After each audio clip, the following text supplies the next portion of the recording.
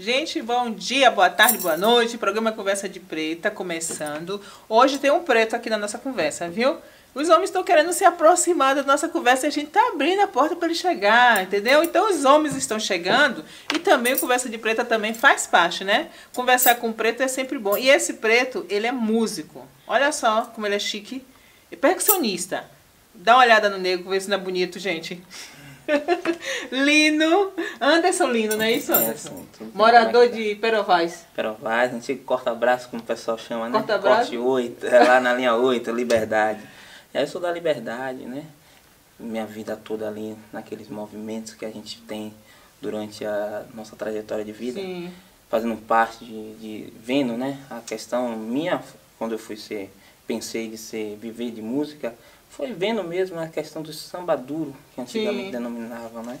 Então, eu via a dança, né? Que o foco também pode ser a dança, eu vou falar mais sobre a união da dança com a música. Com a música, importante. Então, em muito caso, eu vi ali. Então, ali me despertou isso da música. Hoje eu sou formado em música, mas passei por alguns outros trabalhos. Mas antes de você me contar essa história da música, é muito importante. Você sempre morou no Perovais? Sempre. Primeiro, assim, minha parte da minha mãe, né, mora ali no Perovais, e a outra parte do meu pai morava na Fênia do Japão. Sim, sim. Né, então, na 1º de setembro. Então, a gente sempre foi da Liberdade. Sempre da Liberdade e sempre do Perovais, né? Linha 8. Que é um celeiro de cultural aquela área, né? Sim, Muita coisa sim. boa se constrói, se ensina, se aprende ali nos guetos de Perovais. Agora, Lino, eu tenho uma curiosidade de saber, você é músico?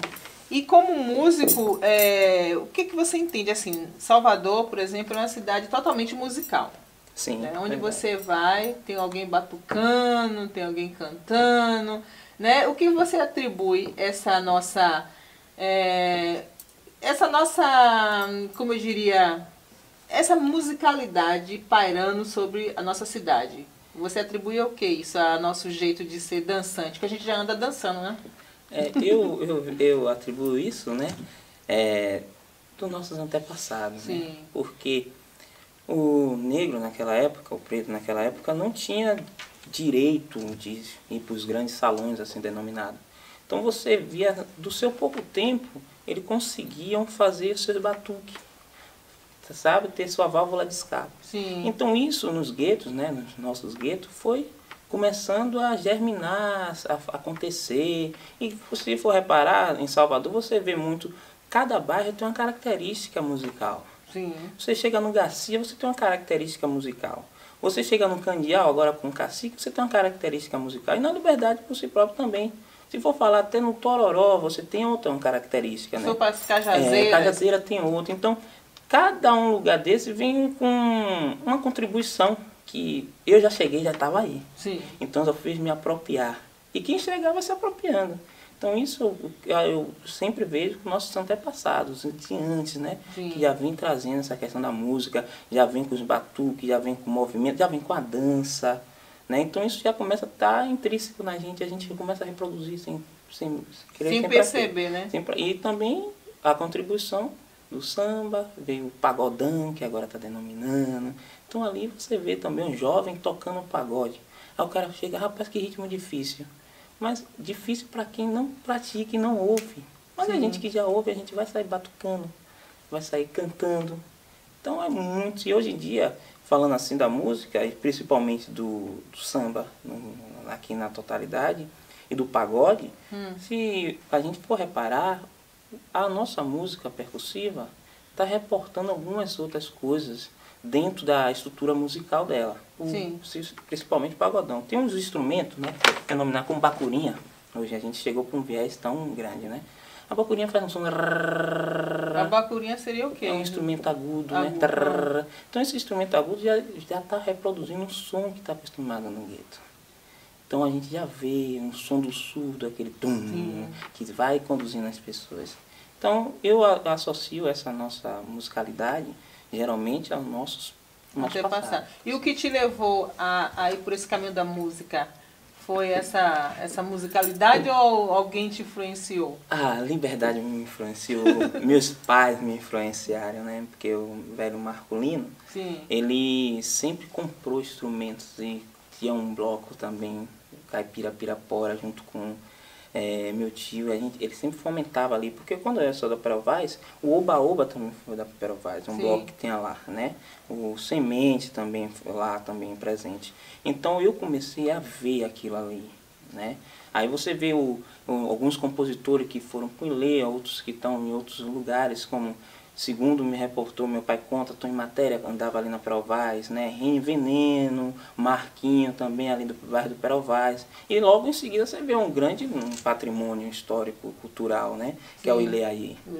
Então, dentro dessa temática toda, não tem como você morar na Liberdade e não se apropriar do que é nosso. Com né? certeza. Então, isso me fez, eu falo, não, eu vou ser músico. E aí meu pai me incentivou e eu vim até hoje, né? Não sei viver sem música, eu só faço isso da minha vida. Então, ser músico é isso, né? E aí você foi para a universidade? Primeiro eu fiz o seguinte, o meu processo foi com as bandas, aí fiz um projeto no IFBA, no Cefet, atual IFBA, antigo Cefet. O projeto Vendo Cultura, com Davi Alves Tourinho, né? E Neuma. Aí é onde eu fui começar a ter o primeiro contato com a música acadêmica. Aí, posteriormente, eu tive outra oportunidade, que foi estar lá trabalhando com ele e ir para o Candial, onde eu passei pela Pracatum, de Carlinhos Brau, né, a escola que ele idealizou. Deixa eu te perguntar uma coisa, você tinha que idade nessa trajetória aí, só para a gente se situar? Eu me perdi na idade também. Ele não vai falar a idade? Não, eu comecei a tocar muito cedo, porque tipo assim, lá no bairro de Santa Mônica, que é logo ali embaixo, tinha um amigo, um primo, amigo, irmão, Nego Conceição, né, que até é o dono da rádio de lá. Ele começou a me incentivar. Desde 9 anos de idade eu já estava tocando com ele me levando também, certo? Então, eu comecei com 9, então eu fui fui fazendo a trajetória, né? Mas eu creio que na Pracatum estava com uns 18, 19. Quando você já começou na Pracatum, né? Pracatum, aí você entrando lá... Aí comecei a estudar música, né? Com pauta, partitura, coisa e tal. Comecei a ter acesso a algumas coisas que eu não tinha. Então aí o Candial também foi um marco importante na minha vida. Porque lá no Candial eu conheci outros músicos com o mesmo intuito meu. Sim.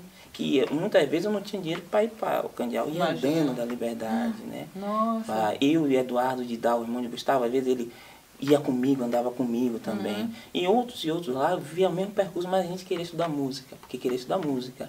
Às vezes aquela velha ônibus que você pega, fica no fundo do ônibus, né? Contribuiu para a minha formação. Sim. Então aí eu vi que o caminho era aquele, não tinha outro. Então aí comecei a galgar, e comecei a trabalhar com música. Sim. Né? Trabalhando com música na Casa Pia, Colégio do Órfão de São Joaquim, que fica na Avenida Jequitaia. Sim. Aí comecei a trabalhar ali, né? Fazia os trabalhos com música. O trabalho ali você dava aula? Dava aula de percussão e flauta doce. Ah, que legal. Que porque eu toco com flauta doce, eu fiz um projeto, né? No projeto do IFBA também, aí continuei ali. Aí posteriormente comecei a trabalhar, comecei a fazer muita atividade e aí veio aquela grande questão. Eu pensava poxa, aí encontrava estagiário, pessoas lá, você está estagiando aqui? Tô, porque eu tenho que me formar em música.